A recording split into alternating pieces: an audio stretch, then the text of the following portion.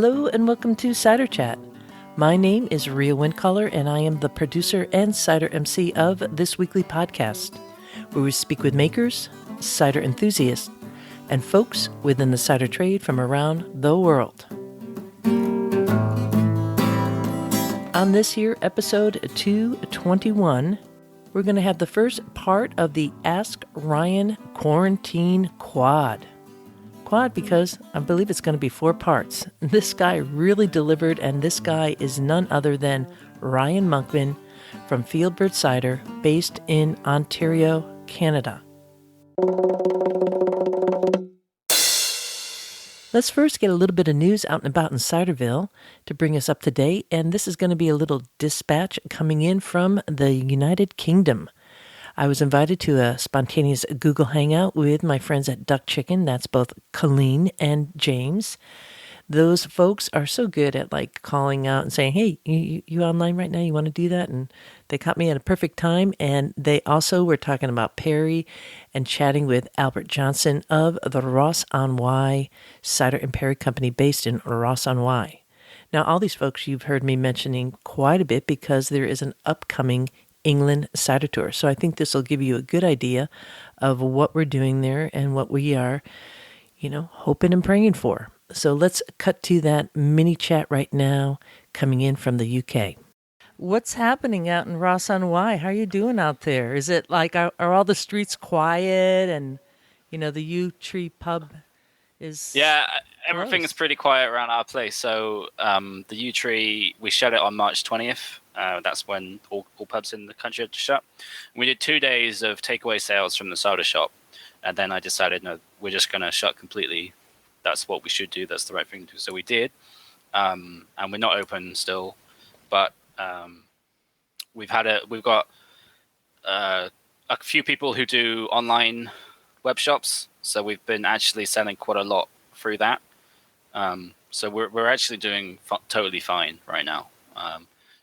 Who knows where things are going to go, and especially because the summer's where you do make your sales in the UK for cider, and we're not going to be able to match probably the heights of what was happening in the summer, but everything should be okay. All of our pub staff are on the government furlough scheme, and we're topping them up the 20%. So this is the nice thing about still being busy with the trade sales. Right now we can afford to do that, and because we still got all of our bills. And actually, we're looking to invest in a neck freezer because we've got a load of Perrys coming out that we want to disgorge because they've got that really ropey sediment. Yeah. So we're hoping to get rid of that. But we've just been grafting, and then we're expecting and hoping that a really big export order to Russia is going to go ahead at the end of May. Wow! So we've been bottling and kegging for that. Where would that go into Russia? We have a contact who runs a pub in Belgorod in the south near the Black Sea. Mm-hmm. But he also has distributors that buy it off him and sell it around Moscow and St. Petersburg and the other population centers. So it's our biggest customer actually. So I know you've been regularly selling to Russia. I didn't know that. The last 4 years, yeah. Wow, yeah. Right on. Wow. I just had a Russian cider this weekend, and I saw the photo. Man, that was so good. Have you had any of his cider, Maxim? No. Because he came to the UK and he took the Peter Mitchell course. He's really connected to the UK, is what I want to say. So yeah, tip of the hat to that, right? Yeah, absolutely. I think it seems like cider in Russia is on its way up quite dramatically. Totally. And quite quickly. I wanted to ask you, Albert, what are you thinking about for the Ross Cider Fest and stuff? Well, so right now we're hoping that it's going to be able to go ahead. So I was saying to James Clean, what we've done right now is we've suspended ticket sales. So we've sold about somewhere around 100, maybe 120. Mm-hmm. And the idea is that we don't know if they'll be allowing gatherings of any quantity or any size in September. But if we keep it to this level right now until we do know, this is our best chance of being able to go ahead, even with some form of distancing. Right. But I don't know. I mean, I really hope that we can do it. We're all hoping we can. And it's just, I mean, the UK's response feels a little bit lackluster at the moment. So who knows, basically. Yeah, I'm still holding out for the UK cider tour, For and the I tour, exactly. talked to the London group that I'm working with, setting the arrangements, and they're like willing to go up to the last end. I might switch Mm. things up, so it's going to be a play, and it really depends at this moment for me, and I'm sure you too, and everybody. It's just like the politics, the leadership, what's going on there. That's like Exactly. the Yeah, yeah, biggest yeah. thing. Like, stop being bozos. Yeah, You pretty know? much. Pretty much. Hello? Your fluffy little friend misses you. She's come out to say hi. Oh, Piccadilly. Piccadilly. Yeah, Oh, if she comes back, I'll grab her. awesome. Thank you, Piccadilly the cat, for redirecting us off of politics. The little people and the animals always save the day that way. And also, again, thanks to James Mann and Colleen O'Sullivan of Duck Chicken. And that was a nice check-in with Albert Johnson of the Ross Cider and Perry Company, based in Ross on Wye. If you are interested in the England Cider Tour, it's heading out on the 1st through the 6th of this year. And I am extending the sign-up period through to June, which will be then checking in again. You can find out more at the Totally Cider page at ciderchat.com. Walking through the orchards, dancing in the streets, smelling all the blossoms, kicking up our feet. It's time now for part 1 of the Ask Ryan Quarantine Quad series. Yeah, we're getting into it. This is going to be going over for the next couple of weeks. I've broken down this long recording I had with Ryan as he was answering questions from you, Ciderville. You really delivered. I asked a couple of weeks ago to send in your questions, and it was a great range of questions. And we're going to start first with a question coming in from Michael. He actually sent in 3 questions, and Ryan will be answering that. Then the following episode, 222, will be part 2 of that series. And I'll give you a little teaser on the end of what we're going to be talking about there. So there's a lot to be had. You could go to the show notes to see what the actual questions are and a little short transcript of the answers that Ryan is providing.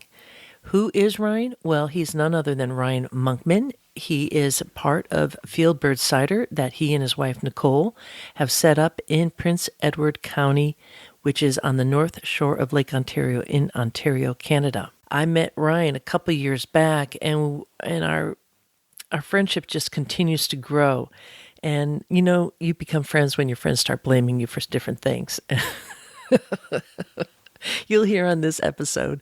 Well, I don't know if it's this episode or what part of the series. I think it's actually at the end of this Quarantine Quad series where, you'll hear what trouble I got him into. But it's always good trouble when it's with friends, isn't it? Anyways, I adore this guy, and I know that many listeners who have had the opportunity to both meet him and listen to some of his earlier episodes, this guy knows his stuff. And he's, as actually Albert Johnson, while I was on that recent recording with him from the UK, said, he's like an encyclopedia of knowledge, and I absolutely agree.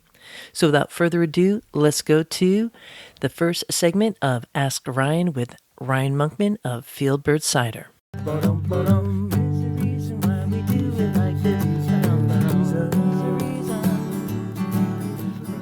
Let's get into the first question, Ryan, and this one is from Michael, and it's in regards to Barrel Char. Is there a general aging graph for size and barrel char to achieving standard levels of tannin and oak flavor? There is not, unfortunately. The first thing is when we talk about barrel flavor, we often talk about like toastiness flavor. That we can just generally subcategorize into French and American oak for this conversation. And that French oak tends to have less aromatics and more tannin, and American oak tends to have more aromatics, more flavor, but less tannin. You start at that point, and then how you toast a barrel or char a barrel will have an impact on those things. So the more you toast a barrel, the more you char it, the more you diminish the tannin in it. The less you toast it, the more tannin you leave, but the less aromatics you get. So to take a step back, a heavily toasted American oak barrel, like something that's used for bourbon, say, is starting with wood that is very aromatic and low in tannin, and then chars it very heavily, which diminishes the tannin that is present and increases those aromatics more. So from a bourbon barrel, you might get strong oak flavors of like vanilla and caramel and dill, and you're not going to get much tannin no matter how long you leave the cider in there. A low toasted French oak barrel, so something that they might use in northern France, say in Pt1, in that you're not going to get much aromatics, but you'll get good tannin, and it'll help round out the cider. So the best thing that we do at FieldBird that we find works well is to try to get as many different things from that spectrum as possible, so you have different components to blend later. So the crux of that is the more you toast a barrel, the more aromatic it becomes, the less tannin there is. So you need a mix of, if you're doing a large barrel program, you need a mix of stuff that's more toasted and less toasted, and stuff that has more tannin and less tannin. As for size, we look at surface area ratios. So a cider will extract from the wood as it's in contact with it. And the best way I can describe this is, think about how much of the cider in that barrel is touching the barrel at any point. And the more cider that's touching the barrel for how much cider is in it, the faster you're going to extract all of these things. The faster you'll extract flavor and tannins. So a good way to think about it is, if you have a warm cup of water and you put a tea bag in it, you'll get a cup of tea in about a minute. But if you have a whole teapot and you put a tea bag in it, it might take 2 or 3 minutes, because it takes longer the bigger the vessel is. So the bigger the barrel, the slower the process. The smaller the barrel, the quicker the process. That makes sense, yeah. So, and some non-commercial makers who are working with barrels, smaller barrels are also easier to move around, and they're typically making less quantity.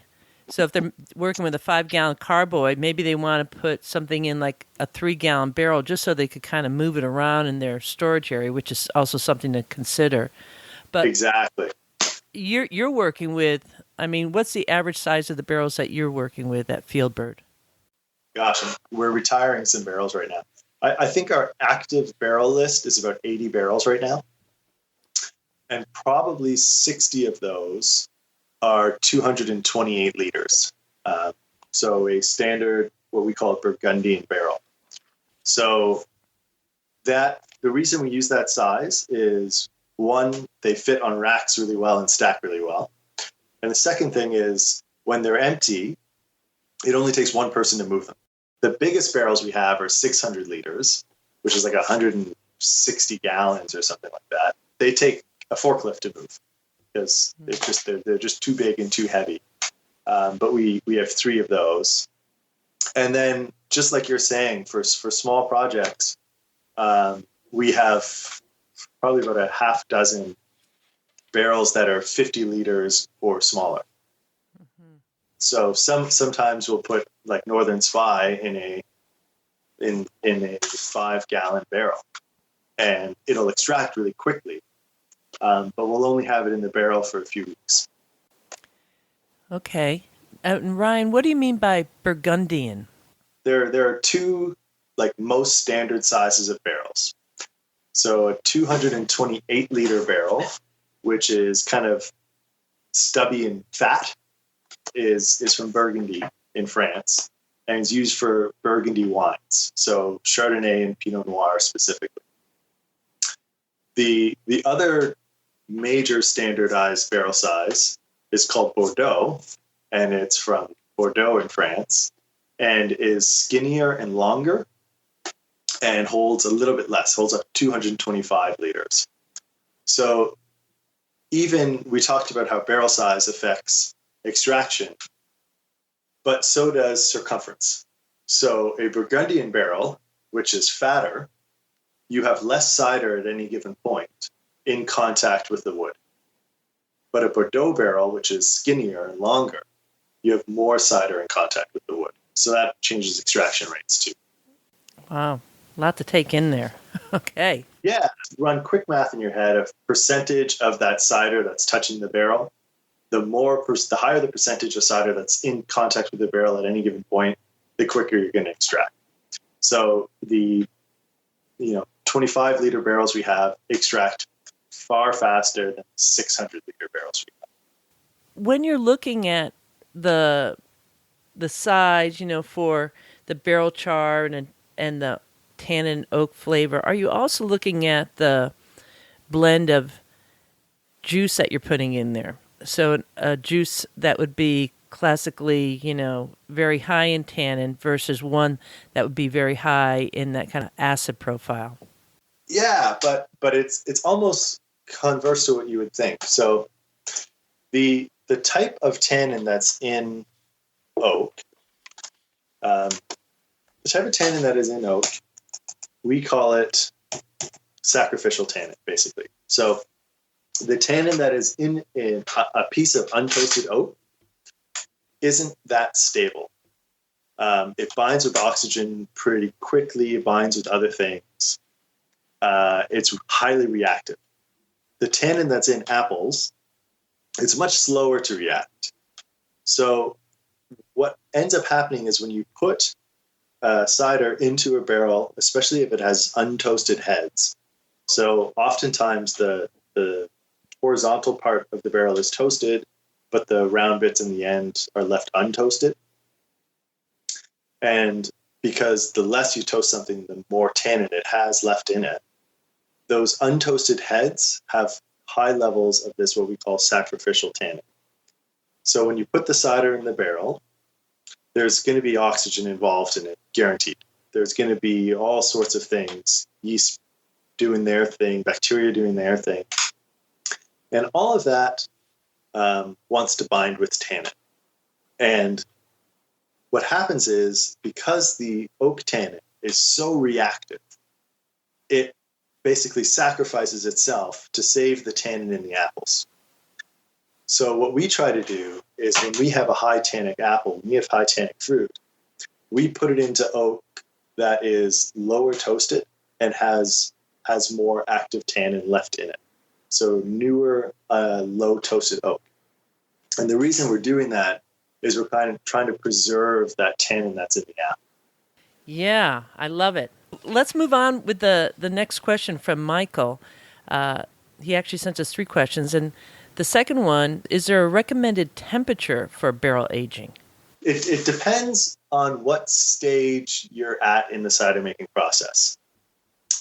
So we'll break it down into primary or alcoholic fermentation, possible secondary fermentation, which is bacterial, malolactic fermentation, and tertiary, which is just aging. So for primary fermentation, it depends what you're trying to say with your cider.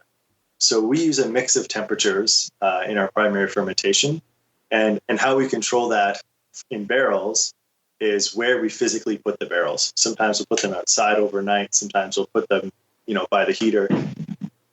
And also, a larger barrel will be warmer than a smaller barrel.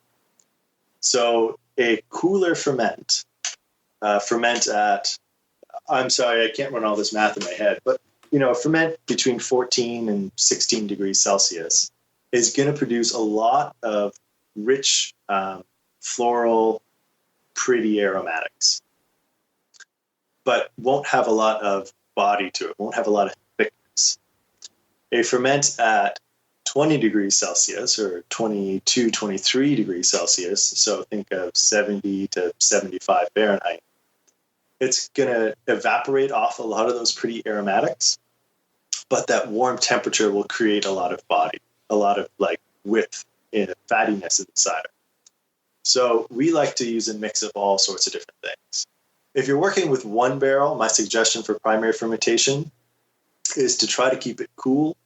And the reason for that is you have no way to cool it down if it starts getting too hot. So as yeast produces alcohol, it's also producing heat. So that's kind of why you see when you're measuring your carboy, the temperature is going up, and it can actually go above room temperature. It's because the yeast is producing that heat. If you're using a barrel, it's not like you can throw some ice cubes in it or put it in an ice bath.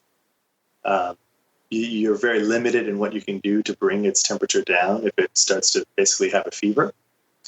So if you're just using 1 or 2 barrels, my recommendation is to ferment at a cooler temperature until fermentation is over, and then bring it to a warmer temperature for aging. So that's what I'd say for primary fermentation. If you decide you want it to go through malolactic fermentation, where you convert the acid in the apples into lactic acid, which is that creamy butterness, you want to do that around 70 degrees Fahrenheit. If it's colder than that, the bacteria will take a really long time. If it moves at all, it will take a really long time. And in that kind of in-between phase, your cider is quite susceptible to getting infected with another bacteria, like acetobacter that could help turn it into vinegar. So for primary, it depends on what you want your cider to say. For secondary, try to keep it around 70, 72 Fahrenheit if you're wanting it to go through malolactic fermentation. And then for tertiary or aging, that depends on, everything depends, right? All these questions are easy for me to answer because I can just that depends on this, that depends on this. Yeah. I can just make stuff up. But for tertiary aging, we tend to try to have stuff in the neighborhood of 65 Fahrenheit. The reason for that is, one, we're trying to keep it. Hang on a second, buddy. Hang on. Great. So I'll jump back to tertiary aging. We try to keep it at, in the ballpark of 65 Fahrenheit. And the quick reason for that is the warmer it is, the more likely it is to get a bad infection. But the colder it is, the slower you're going to extract the goodness from the lees. So we find 65 Fahrenheit is a good place to be. Barrels are really hard to control the temperature on. So we're always off by 5 or 10 degrees, and that's just what it is. If it gets too cold, we have submersible aquarium heaters, and we put them in. So you can set an aquarium heater to 68 Fahrenheit and drop it in the barrel for a couple days, and then that'll get you back to kind of where you want to be. What the heck is an aquarium heater? Oh, for people who keep fish at home. Okay. They're how big is it? They're slightly smaller than a bunghole. I don't know. Wow. Okay. Cool. So do you just they're think this they're like tubes. Okay. They're tubes, and they have different wattages, and the wattage is based on the volume. So they're designed for aquariums. So running the math is really easy because the package will tell you how many gallons this is useful for. And you have to make sure you get there's 2 kinds. There's fully submersible ones, which is the ones you want because you can put them all the way in, versus a standard aquarium heater, you have to keep part of it above the fluid line. Mm-hmm. But I don't know if this is good public information, but this is what we do, and it works really well. Is we take the fully submersible aquarium heaters, and we have a couple different sizes based on what barrel size we have. They're, a bunghole is a little over an inch in diameter, mm-hmm. and an aquarium heater is about 3/4 of an inch to 1 inch. So we just drop it through the bunghole and plug it into the wall. It's got a built-in thermostat, so we say we want it to be 68 or 70 Fahrenheit, and it will regulate the temperature that way. For us, we follow a vintage cycle, so we're pressing in the fall and fermenting in the fall and into early winter, and we live in Canada, so it's pretty cold outside. So for us, if we have any temperature spikes, so we check our barrel temperatures twice a day. So if we see that something's starting to grow up in temperature to where we don't want it, we just take that barrel and put it outside. I think it's very useful information because I wouldn't even think of an aquarium heater. It makes absolute sense, and it's so small. And for some of the listeners out there who are definitely commercial makers, they're going to really dig this. And for the super cider geek hobbyists, they'll be able to work this out too. But watch out, you might need to tell your family you're taking the heater out of your aquarium. Don't use one that's been in fish. I know. That would be awful. They do make fully stainless ones, which is what we use, that we can clean really well. But they're expensive. I won't say the names of the wineries that use this technique with the less expensive ones, but it works fine. Yeah. Just make sure that it's fully submersible. Otherwise, you might electrocute yourself. Ooh, we don't want that to happen. Yeah. Yeah. Okay. Well, think smart while you're cider making. So we were talking about barrel aging, and so we did it was a 3 steps that you want to look at.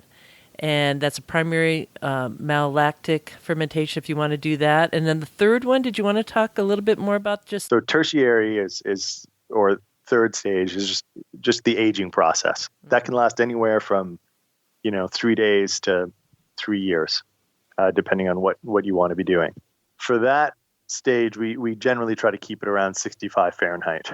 We don't... All of the biological activity for us is complete. It's gone through primary fermentation. It's gone through secondary fermentation.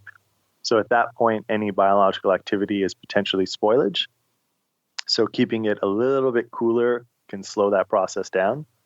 But at the same time, if it's just cold, it'll take a long time to extract flavor and manoprotein from the dead yeast cells, the lees. So we need to keep it a little bit warm for that. So we find our happy medium is around 65 degrees Fahrenheit. Why would you have aging for like 3 days? If you're trying to move quickly. So if you ferment there's a bunch of reasons, but the number one reason is a lot of cideries are under pressure to get stuff into packaging. Now they want to start playing with oak, but they still have these time-sensitive pressures, right? They have to fulfill an order by this date. Mm-hmm. So if you extend the time it takes to do primary fermentation by using barrels and by slowing it down, and then you go through malolactic fermentation, which takes a few weeks, you might be running out of time to get it into packaging. Mm. So in that case, maybe that aging process is only a couple of days. Another reason it might be short is if you're trying to flip barrels. So if you're not on a vintage cycle like we are, if you have like juice deliveries throughout the year or over the span of several months, you might want to use your barrels for fermentation and malolactic fermentation, and then empty the barrels so you can put a new batch of juice in for fermentation and malolactic fermentation. So sometimes that span is quite short. Most of the time, we see it in the neighborhood of 6 months to 1 year. Okay, perfect. I could go off on a different track on that, but I'm going to hold that question for our next segment and go on with the third question coming in from Michael, which is, he's asking, do you see a large difference in profiles when stacking barrels on racks of the same batch of cider due to temperature changes from, say, a rack of barrels 3 to 4 barrels high, like top to bottom? And he continues with, I realize that the barrels themselves will have a varying effect individually. I was looking more at will the top... So this is one of our temperature management tools that we also use. We stack our barrels. Typically our stacks are 3 to 4 high. The barrel racks we use with a Burgundian barrel, and we use regular stave, not thin stave barrels, which is a whole other conversation. But the crux of it is we're allowed to stack our barrels 6 high. We do have the height in our cellar to do that. We don't stack them that high because I don't want someone working that high. So we tend to stack our barrels about 3 high. And we have a heat vent in one of our corners that's about at the height of the third barrel. And that's where most of our cellar heat comes from. So, and I've experienced this at other wineries as well, that stacking barrels absolutely has an impact on temperature, which has an impact on aromatics and structure and time. But what most likely is the cause of that is whatever barrel's location to a heat vent or a cooling system. So if you get a barrel closer to a heater, it's going to be warmer than one farther away. And in most cellars, the heating unit is, about 3 barrels high. So we sometimes put barrels up in that area if we want them to ferment at, closer to 75 to 80 degrees. If we're really trying to get structure built, we'll intentionally put barrels up there by stacking them on top of other ones. The best person, if you're planning a cellar and you want this as an option for temperature control, the best person to talk to is an HVAC mechanic, because they'll be able to tell you how much heat is being put out at any given point and at what height. And then you can say, okay, so a barrel rack is this high, so that would be at my 3rd tier or my 4th tier or my 2nd tier. If you're fermenting, you know that you can use that as a tool. The other side of it is some cellars have in-floor heating, or some basements have in-floor heating. And if you're trying to warm it up, you can get it closer to the floor. If you're trying to cool it down, you can get it further away from the floor. So the answer is yes, definitely stacking affects temperature, but it has more to do with where the heat in that space is coming from.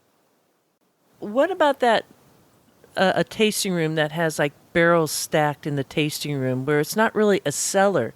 Because not all makers can trick out a whole cellar basement setup for something. Is there any tips on that? Because I do see that, traveling about, you're seeing some tasting rooms with barrels conditioned. Yeah, I'm seeing that in a few places in California, which I think is super cool. I'm also it's quite popular in England, especially around Herefordshire area. Mm-hmm. There's 2 kinds of tasting room barrels, is what we'll call them. So the first is, and what's more common in America, is people who are using their tasting room space to actually age in barrel and ferment in barrel. And that works out pretty well because a tasting room is usually about 70 degrees Fahrenheit and well temperature controlled so that the guests are comfortable. So that 70 Fahrenheit, 72 Fahrenheit is a good temperature for fermenting if you're trying to extract mouthfeel and breath and body. And it's a good temperature for malolactic fermentation. It's a little warm for secondary fermentation, but not so warm that it's going to be a big problem. So I think that works pretty well. What's common in like Herefordshire area in England, they will pour out of the barrels in the tasting room, but then they'll just fill those barrels from a tank from the cellar. So it's more used as a serving device as opposed to a fermentation or aging tool. Mm-hmm. It's just like a vessel you serve from, like almost like a keg is. Mm-hmm. And in that case, you have to be very careful about headspace. So if you have a 60-gallon barrel and you're pouring a little bit out of it each day, you're going to have a lot of air in there by the time it's at the bottom. And that air gives a lot of opportunity for bad bacteria to grow.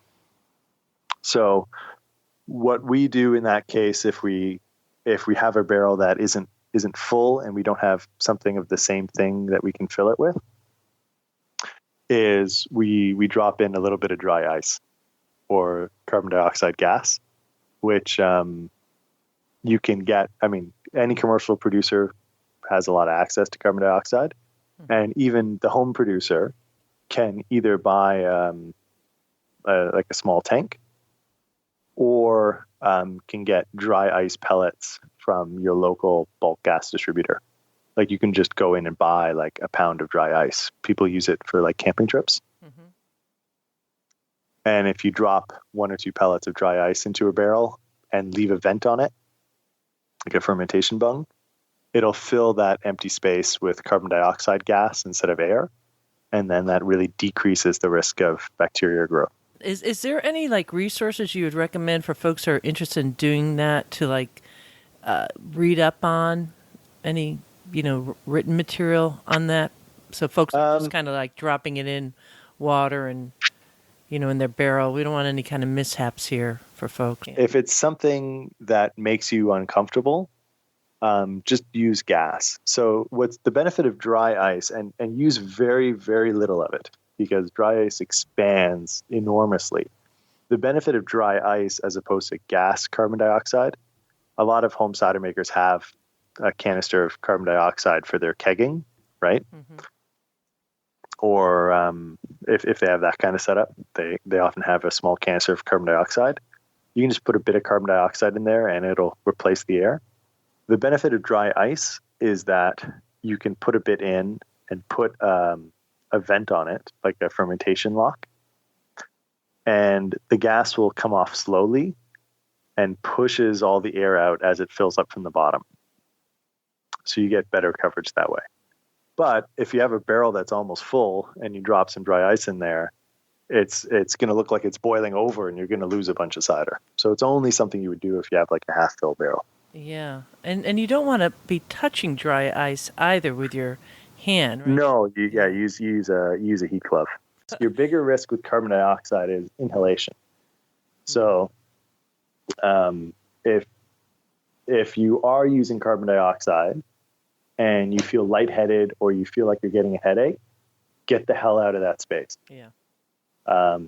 Because the next step is passing out, and then the step after that is dying. So the bigger risk to using dry ice or any carbon dioxide is inhalation as opposed to burn. Mm-hmm.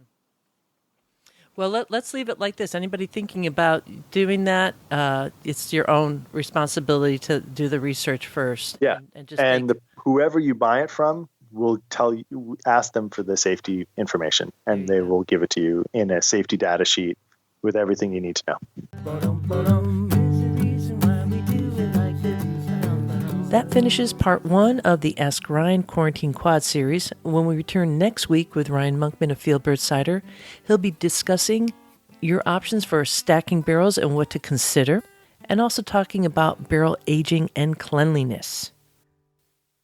In the meanwhile, I hope you keep on loving it out there. This is Rio Windcaller signing off for now. Looking forward to seeing you in Ciderville.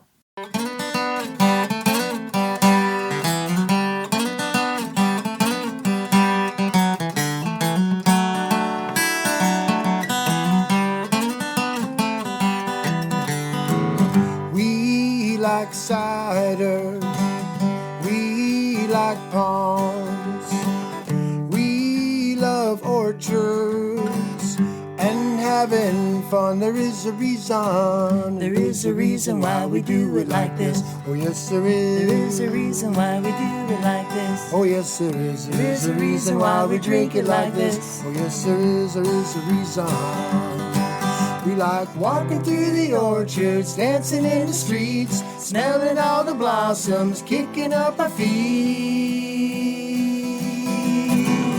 We like cider, we like palms, we like orchards, having some fun. There is a reason why we do it like this. Oh yes there is. There is a reason why we do it like this. Oh yes there is. There is a reason why we drink it like this. Oh yes there is. There is a reason. We like walking through the orchards, dancing in the streets, smelling all the blossoms, kicking up our feet. Oh yeah. We like cider. Oh yes we do. We like palms. Oh yes we do. We love orchards, having some fun. There is a reason. There is a reason why we do it like this. Ba-da-da-dum. There is a reason why we do it like this. Ba-da-da-dum. There is a reason why we drink it like this. Ba-da-da-dum. Ba-da-da-dum. We like walking down the orchards, dancing in the streets, smelling all the blossoms, kicking up our feet. Oh yeah. We like cider. Ba-da-da-dum. We like ponds. Oh, yes, we do. We like orchards, having some fun.